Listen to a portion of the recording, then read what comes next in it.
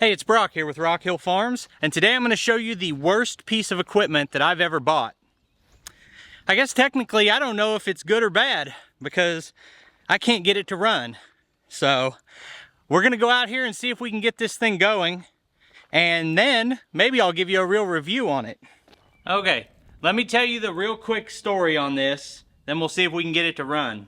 I've had a Husqvarna version of one of these walk-behind weed eaters for, I don't know, 4 years, 5 years, and it always starts up good, always ran good. I do not love these units overall, but if you don't have any kind of other brush cutter and you've got a lot of cutting to do, it can be better than a handheld weed eater for sure.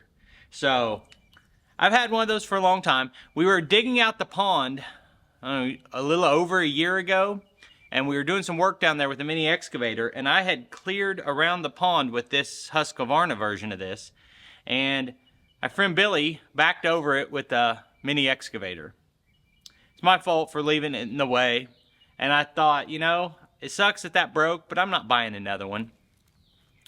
And my wife came outside, and she saw it, and she's like, you know, I was just about to use that. I wanted to use it to do some cleanup work down by the mailbox, and I'm gonna want that for around the pond and stuff. And I tried to convince her we do not need one of these. I got a lot of ways to mow, but she was sure we needed one. So we go to Home Depot where I bought my Husqvarna, and I think it was like $280 when I got it, and they did not have any that were a name brand I'd ever heard of. There were no name brand choices there.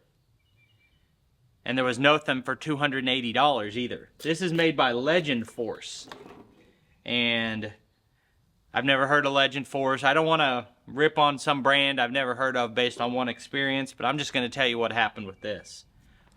Almost $500. I brought it home, and so they didn't have any in boxes. The only ones they had like 6 of these put together, setting outside, ready to go.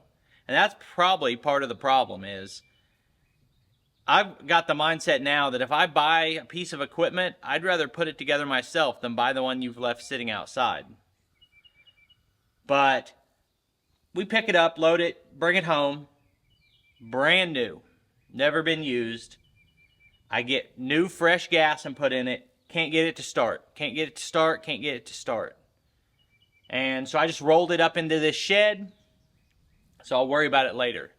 I waited about 2 weeks, and I was telling a buddy of mine that was up in the shop, you know, that I got this thing brand new, it won't start. He goes, well, let's go get it started. So we get starter fluid and come out here.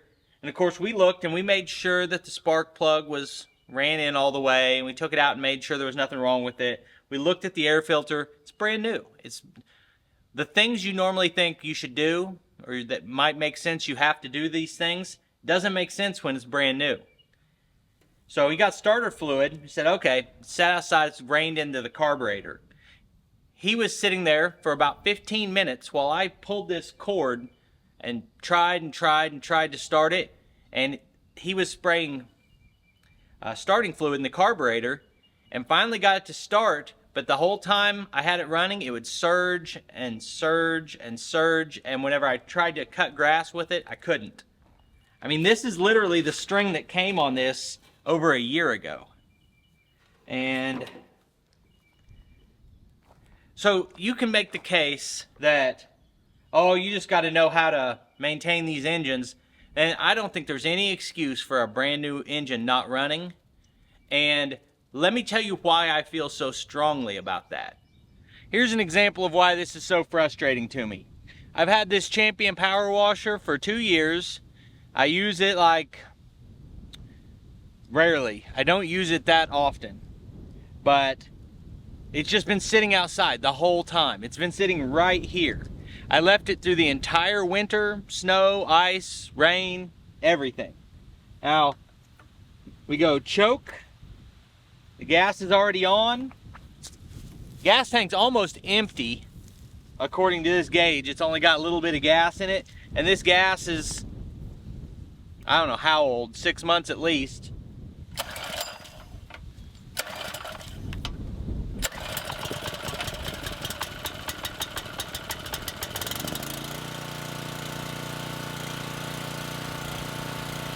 Same story with this log splitter.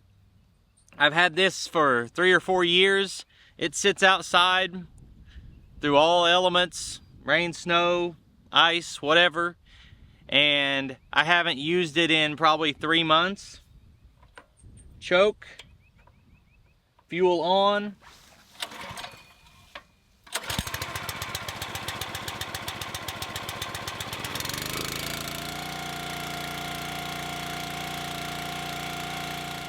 Now, I'm not trying to be unreasonable here. I think it's reasonable that if you leave something setting out in the rain for 6 months and then you have a hard time getting it to start, I'm not going to make a video complaining about that product, because you should take better care of your stuff. And I don't.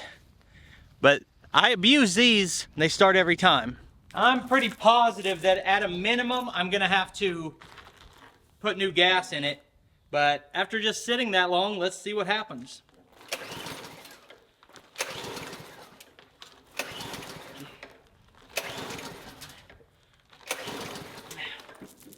It's got a primer.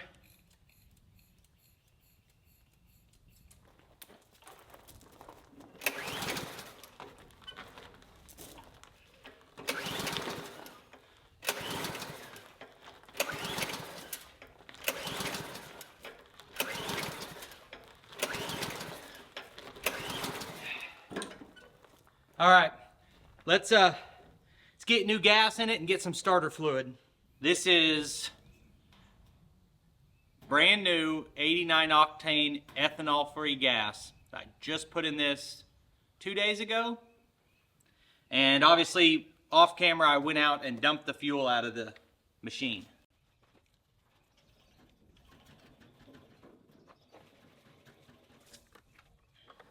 Overfilled the gas a little bit there, as you saw.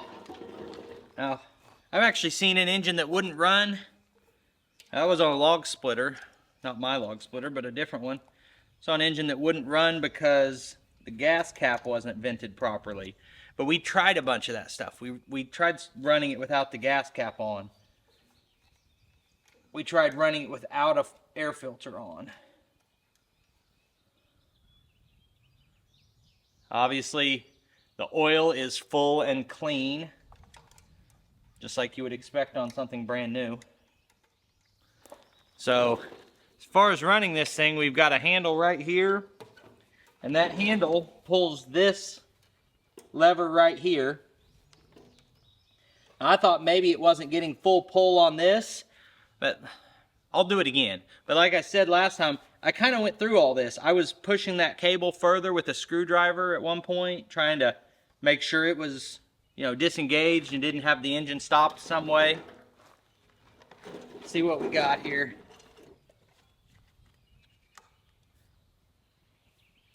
There is our brand new air filter. Looking inside of the breather, looks perfect, like fresh, clean metal.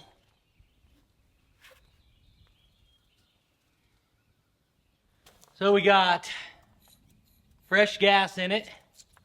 Prime it. Try a little starter fluid.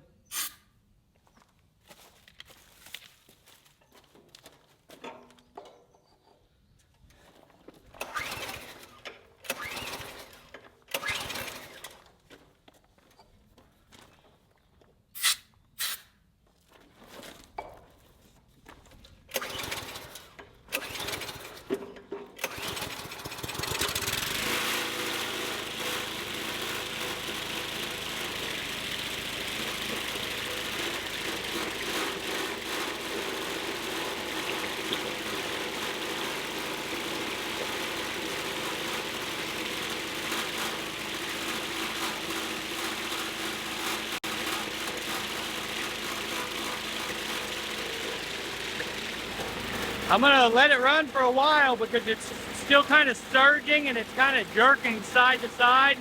Maybe just let it get warmed up. Well, I feel pretty stupid now. Hey, you know, I'm gonna publish whatever happens, and I'm still frustrated that we had so much trouble getting that to start. Now, it sat in here, I guess just not getting rained on for a while, and that water evaporated out, and it's gonna run now. Of course, we'll see if it restarts here in a minute. Now I'm gonna take it down here and see if the thing's any good. I really don't like that the head is spinning anytime the engine is on. I mean, I guess that's how a push mower works, but if you think just like a weed eater, you would be annoyed if your handheld regular weed eater, as soon as you started the engine, the head was spinning. So let's go cut some grass. Okay, let's see what we get. Ooh, first full starter.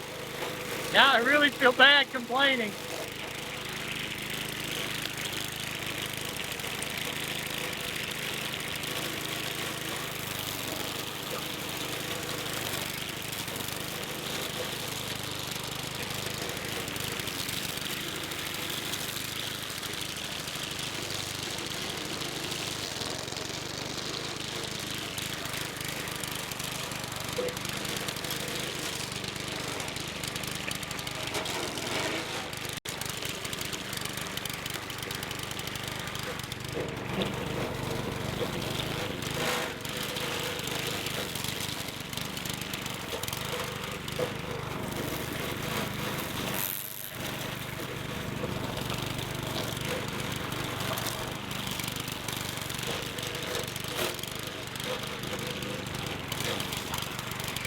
You hear it kind of surging?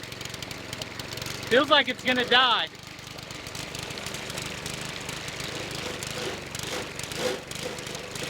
It's surging. It almost died a second ago. Now it's like surging and kicking sideways.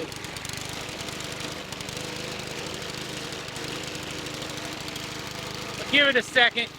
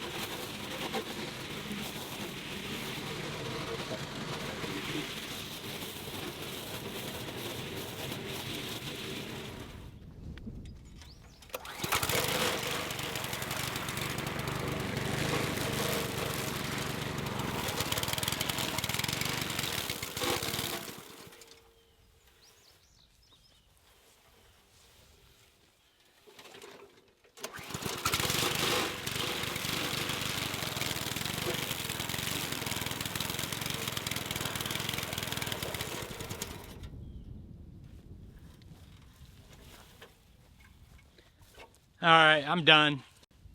So I want to give this as a two-part review because the point here is supposed to be that this is helpful to consumers. So I'm going to talk in general about this type of tool, the walk-behind weed eater. That Husqvarna was a monster. It was like a brush cutter that you walked behind. Obviously not diameter of material, but just the engine was strong and it didn't bog down or die. You could really cut with it.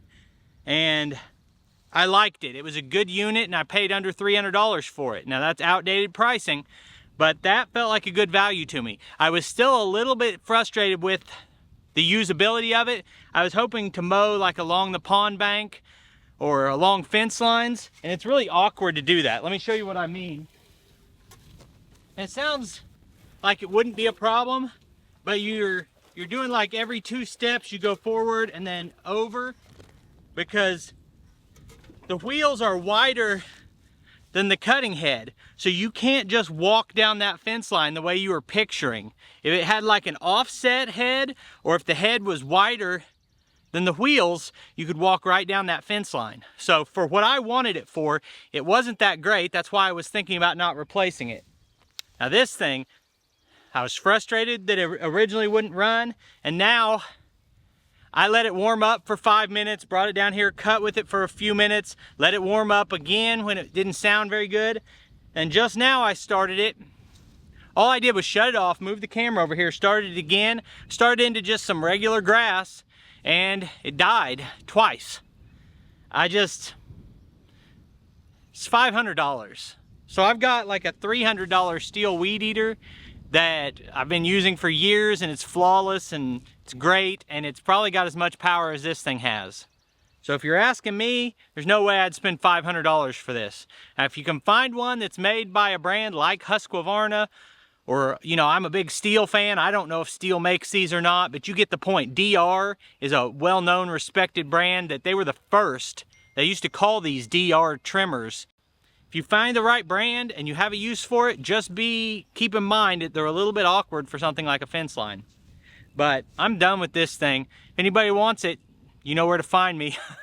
I'll give you a good price. And it probably just needs a little TLC that I don't have time for. Anyway, I appreciate you taking time to watch this video. I'll put links on the screen to a couple more of our videos, and I'll see you next time.